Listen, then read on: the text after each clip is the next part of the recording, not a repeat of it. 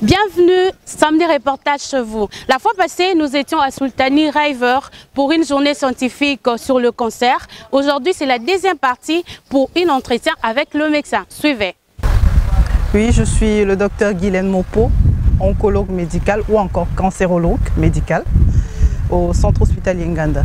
Docteur Yessoufou, spécialiste en cancérologie radiothérapie au centre hospitalier Nganda. Oh, le cancer, déjà, on va partir d'un petit exemple. Si on se coupe le doigt, vous allez voir que les cellules vont réparer et on va cicatriser. Tandis que les cellules cancéreuses, ce sont ces cellules qui se multiplient de façon anarchique et qui échappent au mécanisme de contrôle de l'organisme. Et il faut savoir que nous avons 200 cellules dans l'organisme et toutes ces cellules peuvent être concernées par le cancer, mais n'ont pas tous la même histoire. Déjà, il faut signifier qu'il n'y a pas de risque de cancer.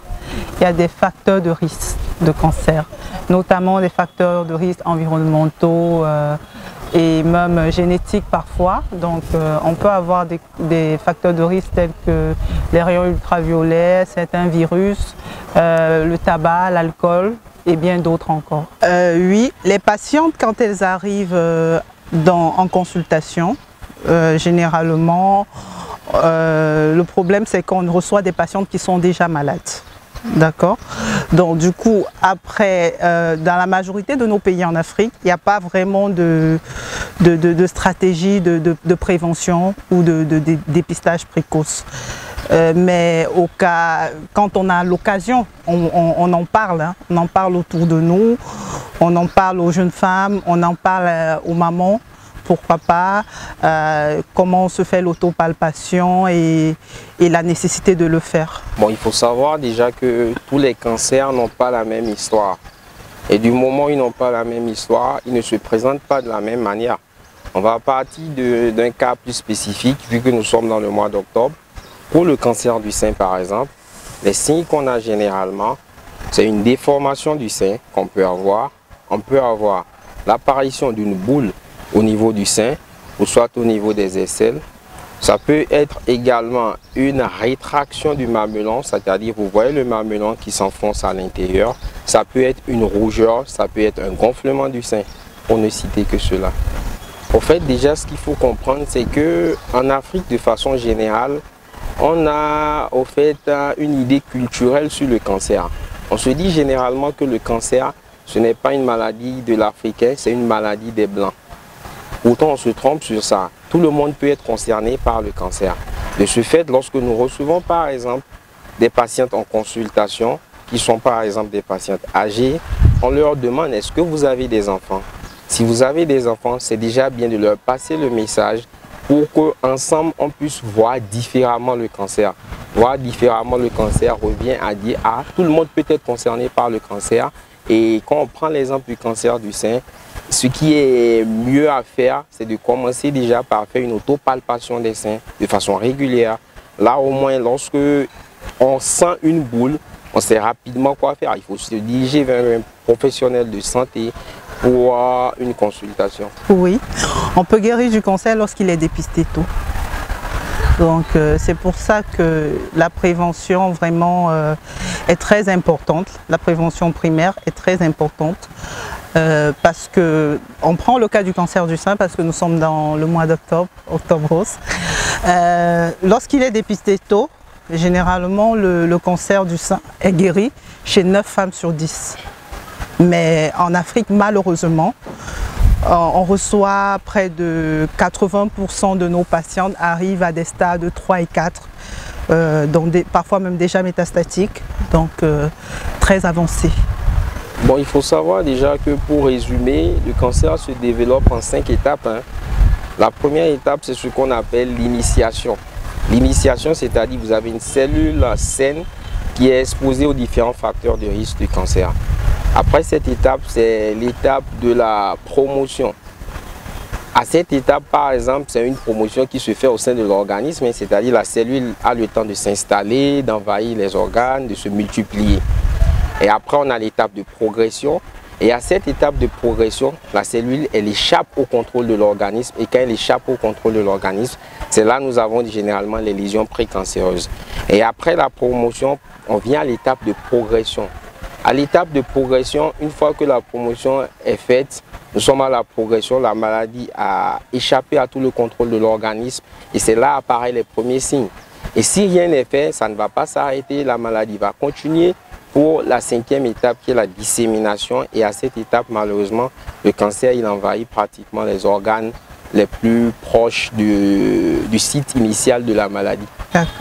C'est un gros problème en fait dans notre société africaine en général parce que la majorité des cancers sont soumis au départ à des croyances spirituelles où on se dit que le cancer révèle de la sorcellerie ou d'un envoûtement particulier, mais il faut que la population soit informée. C'est une maladie, elle est réelle. Lorsqu'elle est dépistée tôt, elle peut être guérie. On peut guérir de son cancer.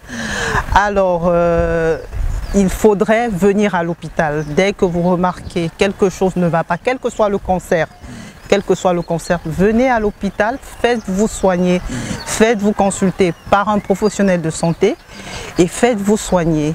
Et beaucoup de patients, beaucoup de personnes dans la population en général ont des appréhensions en ce qui concerne les traitements, notamment la chirurgie ou la chimiothérapie parce qu'ils ont une désinformation. Donc venez auprès des professionnels de santé pour qu'on vous donne la bonne information sur le cancer, sur la prise en charge du cancer, sur les différents traitements du cancer. Bon, il faut savoir que le cancer de la prostate, comme on le dit, il n'y a pas de cause des cancers, mais il y a des facteurs de risque. Ces facteurs de risque, en fait, ce sont ces ensembles de facteurs qui te prédisposent à faire une maladie. Et parmi les facteurs de risque d'un cancer de la prostate, déjà, il faut savoir que le fait d'être africain, à la peau noire, afro-américain, africain, t'expose déjà à faire un cancer de la prostate. Et par la suite, il y a l'âge aussi. L'âge au-delà de 60 ans déjà te prédispose à faire un cancer de la prostate.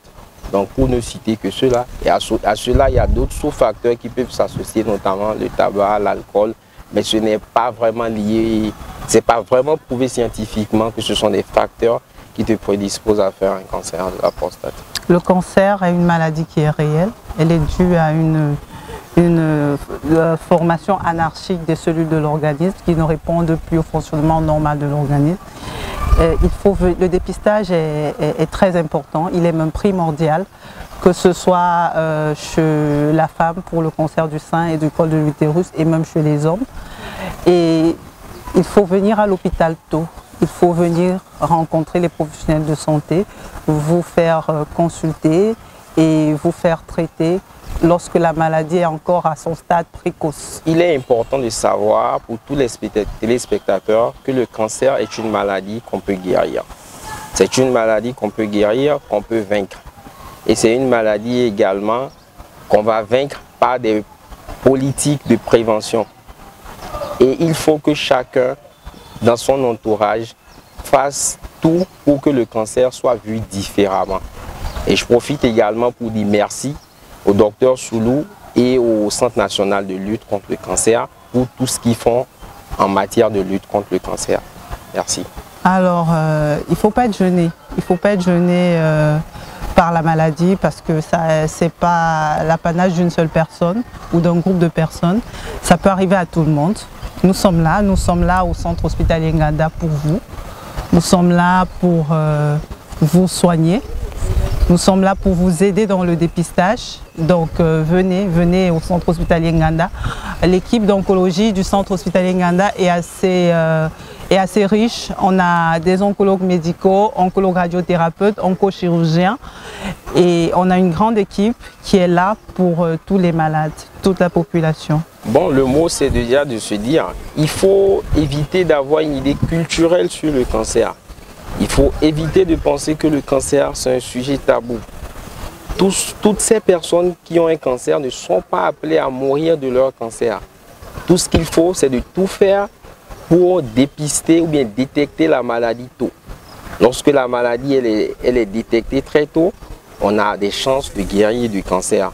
Le cancer, ce n'est pas une fatalité, ce n'est pas une maladie contagieuse également.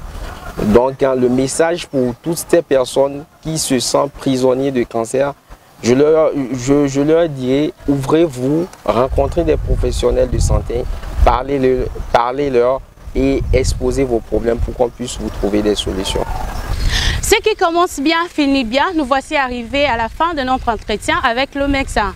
La télé, c'est la RTNT de développement et la meilleure émission, c'est Samedi Relax. Bye bye.